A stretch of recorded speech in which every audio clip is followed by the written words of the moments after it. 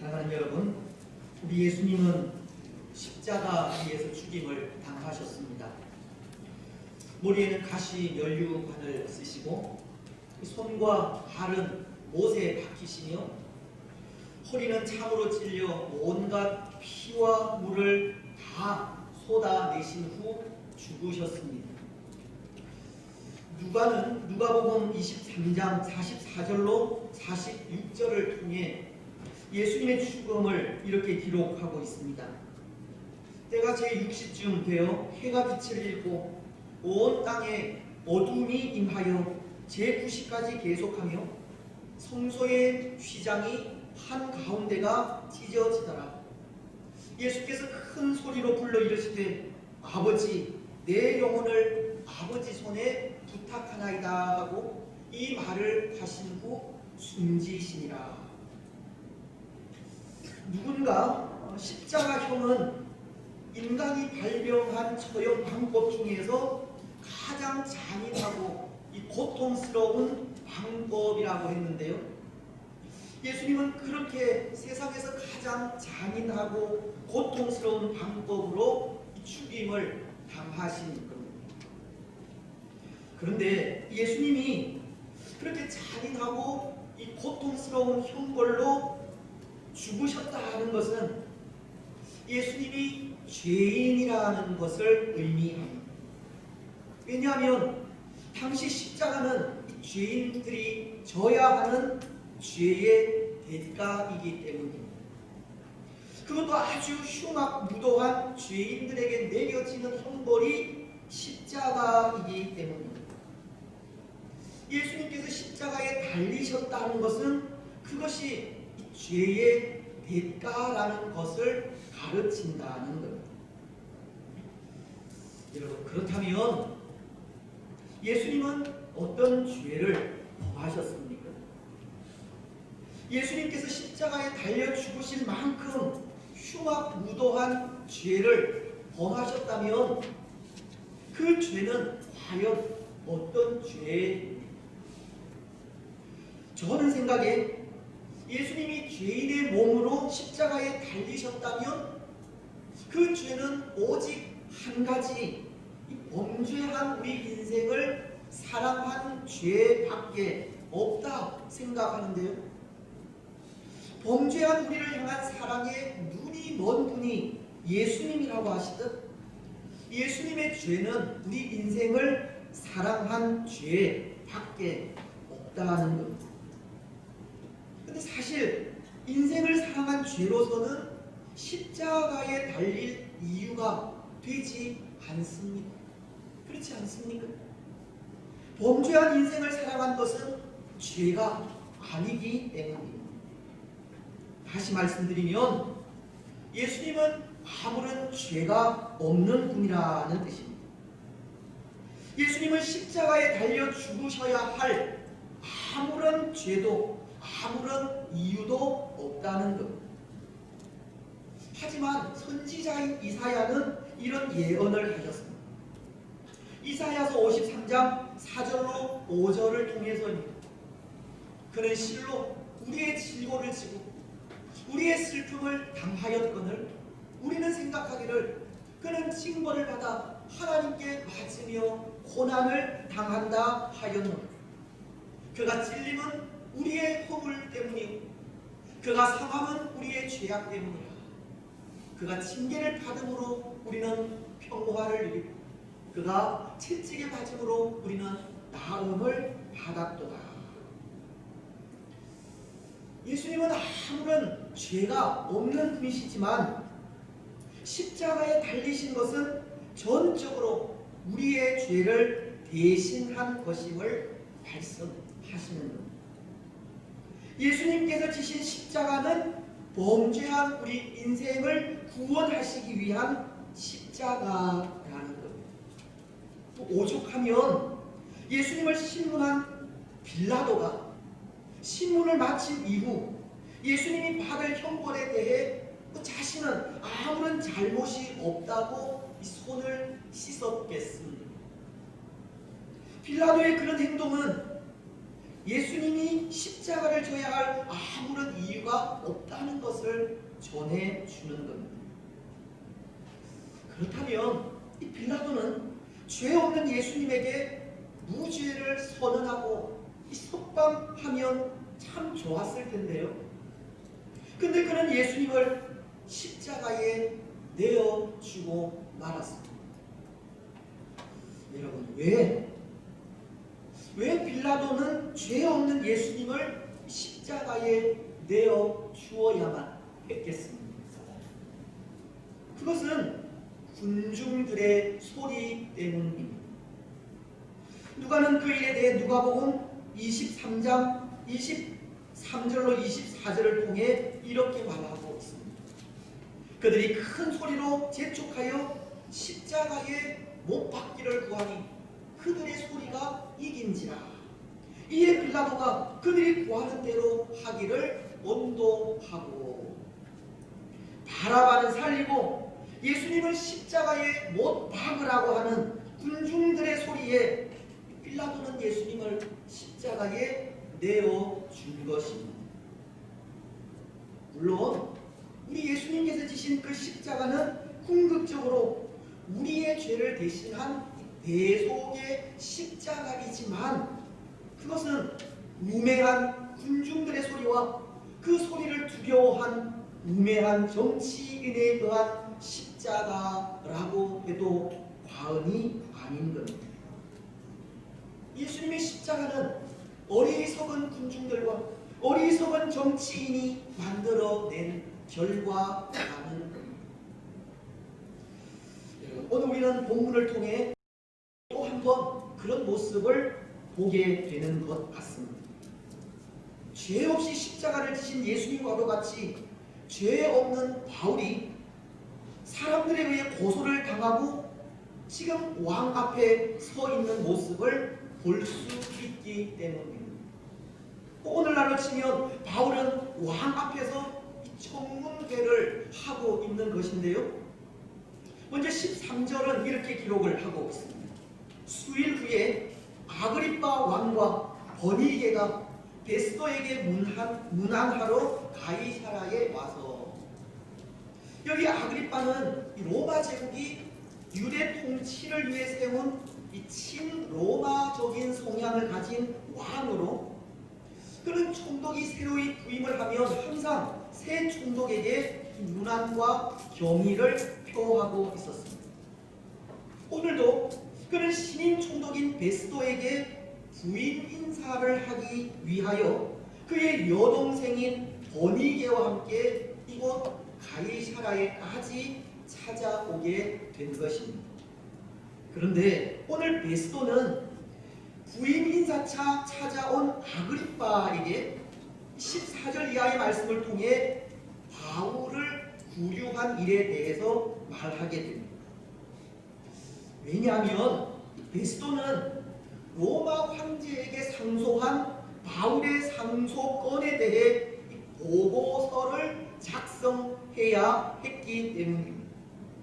왜 바울이 로마 황제에게 상소를 했는지, 바울이 로마 황제에게 이 재판을 받으려 하기까지 그 죄가 무엇인지, 그는 유대 왕인 이 아그리빠의 도움을 받아서라도 그것을 알아 황제에게 보고를 해야 했기에 지금 왕 앞에 바울을 구류한 그 일을 말하면서 이 사람들을 모아 청문회를 하고 있는 겁니다. 그런데 여러분, 오늘 말씀을 통해서도 알 수 있지만 지금 바울의 죄를 논하는 이 청문회의 현장에는 그 열쇠를 쥐고 있는 사람들이 군중들, 즉 유대인들과 왕인 아그리빠 그리고 총독인 베스도임을 알 수 있습니다. 23절은 이렇게 말하고 있기 때문입니다. 이튿날 아그리빠와 버니게가 크게 위엄을 갖추고 와서 천부장들과 시중의 높은 사람들과 함께 접견 장소에 들어오고 베스도의 명으로 바울을 데려옵니다. 오늘 청문회에서 바울의 죄를 가리게 될 사람들이 유대의 왕인 아그리빠와 유대의 군중들과 총독인 베스도라는 겁니다. 예수님의 재판 자리에도 예수님을 십자가에 못 박기 원한 군중들과 그 당시 총독인 빌라도와 그리고 빌라도와는 원수였으나 예수님 재판 당일에 친구가 된 유대 왕 헤롯이 있었듯이 오늘 바울의 죄를 밝히는 이 청문회의 현장에도 군중들과 유대 왕과 총독이 자리를 하고 있는 것. 로마 황제에게 보낼 보고서의 열쇠는 바로 이들이 쥐고 있다는 것입니다. 그런데 여러분, 오늘 베스도도 예수님을 신문한 빌라도와도 같이 바울의 죄를 발견하지 못했습니다. 25절 상반절에서 베스도는 아그리빠 왕에게 이렇게 말하기 때문입니다. 내가 살피건대 죽이는 죄를 범한 일이 없더이다. 베스도도 바울의 죄를 발견하지 못한 겁니다. 그렇다면 베스도는 이 바울의 무죄를 로마 황제에게 있는 그대로 보고하면 될 텐데요. 왜 그는 아그리빠 왕 앞에서 청문회를 열고 그 죄를 찾으려 하기까지 이렇게 골머리를 앓고 있겠습니까? 그것이 바로 군중들의 소리 때문이라는 겁니다. 24절은 이렇게 기록하고 있습니다. 베스도가 말하되 아그리빠 왕과 여기 같이 있는 여러분이요, 당신들이 보는 이 사람은 유대의 모든 무리가 크게 외치되 살려두지 못할 사람이라고 하여 예루살렘에서와 여기서도 내게 청원하였으나, 베스도는 유대의 모든 무리가 크게 외치며 살려두지 못할 사람이라고 하면서 내게 청원하였다고 바울의 고난에도 군중들의 소리가 있었던 겁니다. 결국 바울도 죄는 없지만 어리석은 군중들과 어리석은 정치인에 의해 고난을 당하고 있는 겁니다. 여러분, 오늘 우리는 이런 모습을 통해서 무엇을 생각할 수 있겠습니까? 때로 사람들은 군중 심리에 의해 죄도 없는 사람을 정죄하고, 또 정치인들은 공의에 의해서가 아니라 군중들에게 인기를 얻기 위해 정치하는 이런 모습을 보면서 무엇을 생각할 수 있겠습니까? 저는 이 모습을 통해 두 가지를 생각해 볼 수 있겠다 싶은데요. 이 모습을 나라와 교회라는 두 공동체의 연관을 지어 생각해 볼 수 있겠다는 겁니다. 먼저 그 하나, 이런 모습을 나라와 연관지어 생각하자면 이런 생각이 듭니다. 이런 백성, 이런 정치인이 많은 나라는 소망이 없는 나라라. 많은 사람들이 죄도 없는 사람을 이 군중 심리에 의해서 정죄하고, 또 공의나 정의에 의해서가 아니라 그 군중들에게 인기를 얻기 위해 정치하는 정치인들이 많은 나라는 소망이 없는 나라라는 겁니다. 왜냐하면 이런 나라는 사람들이 자기들의 유익을 위해서라면 잘못된 행위도 정당화시키고, 자신들이 원하는 것을 얻기 위해서는 수단과 방법을 가리지 않게 되기 때문입니다. 오늘 바울을 신문하는 사람들도 바울에게서 특별한 죄를 발견하지 못했으면서 사람들의 신임과 정권 유지를 위해 이 석방이라고 하는 결단을 내리지 못하고 있지 않습니까? 하지만 바울을 죽이려 하는 일에는 유대 왕이나 총독 그리고 군중들이 모두 한 마음이 되어서 온갖 수단과 방법을 다 사용하고 있는 겁니다. 마찬가지라는 겁니다. 오늘 이 땅 위에 공의가 배제된 오직 정권 유지와 인기만을 위한 정치에는 없는 죄가 만들어지기도 하고 온갖 거짓과 술수들이 다 사용이 되는 겁니다. 여러분, 그런데 오늘 우리가 사는 이 사회가 그런 사회가 되었다는 생각이 들지 않습니까? 공의를 잃어가는 사회가 되어가고 있기 때문입니다. 잘못된 행위들이 마치 옳은 것인 것처럼 정당화되기도 하기 때문입니다. 원하는 것을 위해서는 거짓을 진실로 만들기도 합니다. 소수를 위한다는 명목으로 더 많은 사람들이 가진 가치가 무시되기도 하고, 때로 생각과 마음이 다른 사람에 대해서는 옳고 그름을 떠나 무차별적인 공격을 가하기도 합니다. 뭔가 마음에 들지 않고 도움이 되지 않는다 싶으면 여론을 몰아서 마구잡이식으로 비난하고 매장하는 경우도 있습니다. 오늘 이 사회가 얼마나 무서운 사회로 변해가는지 모릅니다. 공의와 정의는 간 곳 없어지고 옳고 그름의 기준이 완전히 바뀌어가면 진리가 거짓 앞에 속절없이 무너져가는 하나님의 나라와는 전혀 상관없는 나라가 되어가고 있는 겁니다. 하지만 하나님의 나라는 그런 나라가 아닙니다. 오늘 우리가 기도하고 꿈꾸어온 나라는 그런 나라가 아니라는 겁니다. 물론 하나님의 나라는 하늘나라, 곧 천국을 말하기도 하지만 그 나라는 이 땅 위에 하나님의 통치가 임하는 나라를 말하는 것입니다. 예수님은 하나님의 통치가 임하는 하나님의 나라에 대해서 이렇게 말씀하셨습니다.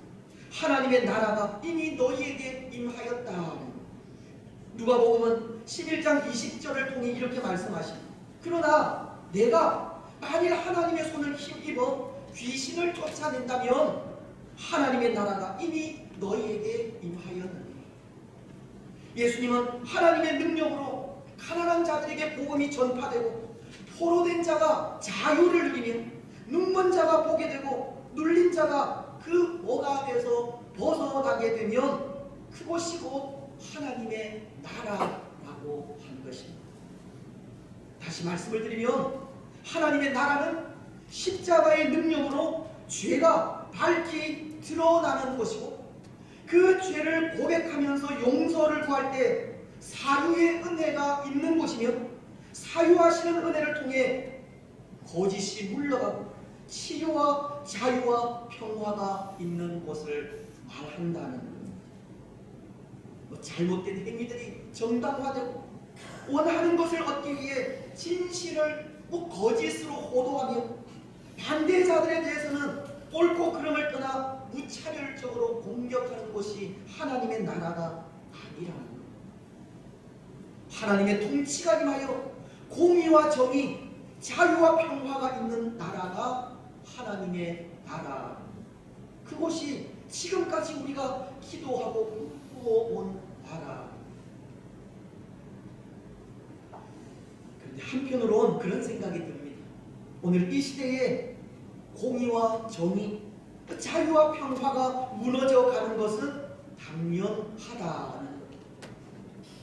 이 땅 위에 거짓이 만연하고 진실이 가려지며 잘못된 것이 옳은 것이냐 포장되는 일은 당연한 일입니다.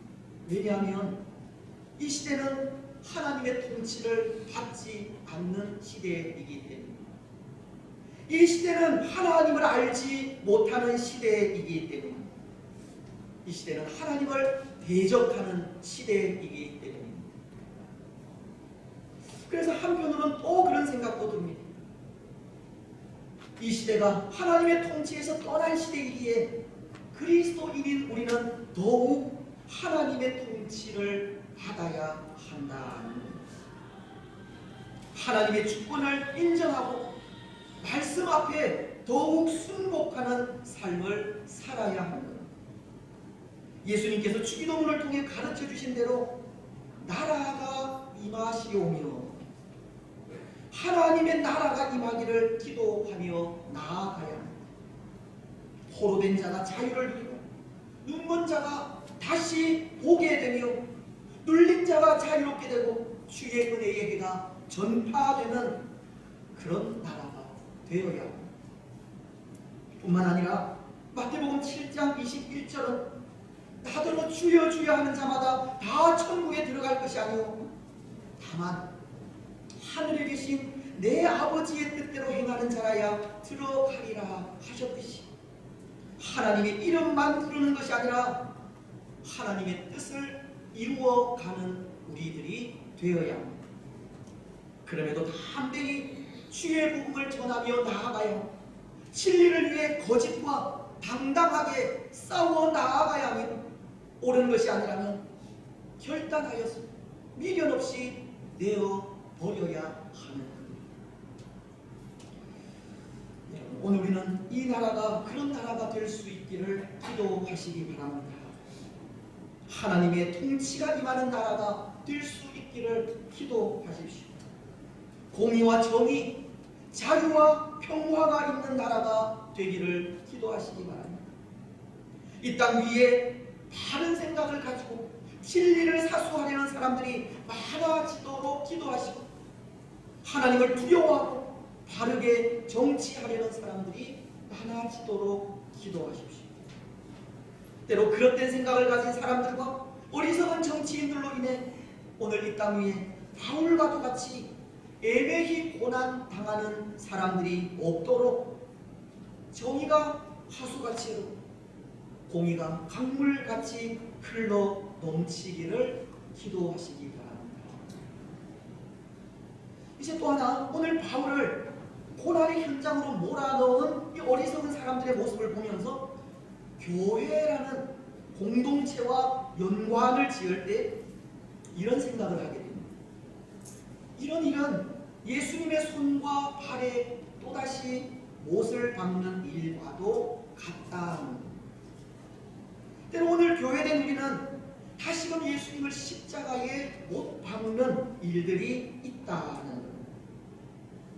무슨 의미이냐 하면 예수님을 십자가에 못 박으라고 소리치던 군중들이 예수님께서 지신 십자가의 의미를 몰랐듯이 오늘 교회 안에도 십자가의 의미, 복음의 가치, 그 진수를 모르는 사람들이 많다는 것. 교회가 왜 존재하는지, 교회가 왜 복음을 전하는지, 교회가 왜 하나님의 통치를 받아야 하는지 그 이유를 깨닫지 못하고 교회라는 이름으로 살아가는 사람들이 많다는 겁니다. 그런데 그 일은 얼마나 위험한 일인지 모릅니다.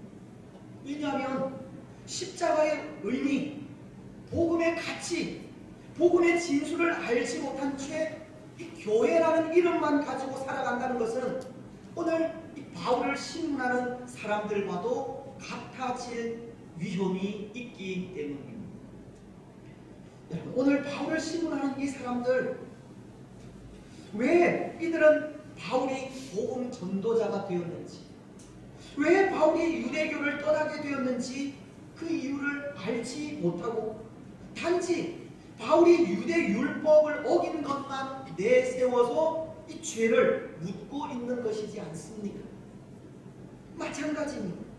오늘 교회된 우리가 십자가의 의미, 복음의 가치, 복음의 그 진수를 깨닫지 못하면 우리 역시도 법 그 자체만으로 사람을 판단하고 평가하며 정죄할 수 있는 겁니다. 복음이 가르치는 참된 의미로서가 아니라 법이 정한 대로 사람을 평가하고 판단하며 법이 정한 기준으로 심판하여 이 사람들을 법의 테두리 안에 가두어 둘 수 있다는 것. 또한 십자가의 의미, 복음의 가치, 그 진수를 알지 못하면 복음이 원하지 않는 일에 가담하는 일이 생길 수 있게 되고 잘못된 것을 잘못된 것이라 비판하거나 거부하지 못한 채 맹목적으로 따르는 일이 생길 수도 있는 겁니다. 십자가의 의미, 복음의 가치, 복음의 진수를 알지 못하면 예수님께서 지신 십자가를 아무 의미 없는 것으로 만들 수 있다는 것. 그렇다면 그것은 예수님의 손과 발에 또다시 못을 박는 행위와 다를 바가 어디 있습니까? 다시금 예수님을 십자가에 못 박는 일과 무엇이 다릅니까? 하지만 복음에는 분명한 의미가 담겨져 있습니다. 복음은 죄를 판단하여 정죄하기 위한 것이 아니라 구원을 위한 것이기 때문입니다. 예수님의 십자가에 담긴 의미는 사랑이라는 것. 예수님의 십자가는 사람을 살리는 구원의 도구이고 능력의 도구입니다. 십자가가 주는 참된 의미는 영원한 생명입니다. 그래서 로마서 1장 16절로 17절은 이렇게 말씀하십니다. 내가 복음을 부끄러워하지 아니하노니 이 복음은 모든 믿는 자에게 구원을 주시는 하나님의 능력이 됩니다. 먼저는 유대인에게요, 그리고 헬라인에게도 복음에는 하나님의 의가 나타나서 믿음으로 믿음에 이르게 하는 기록된 바 오직 의는 믿음으로 말미암아 살리라 함과 같으니라.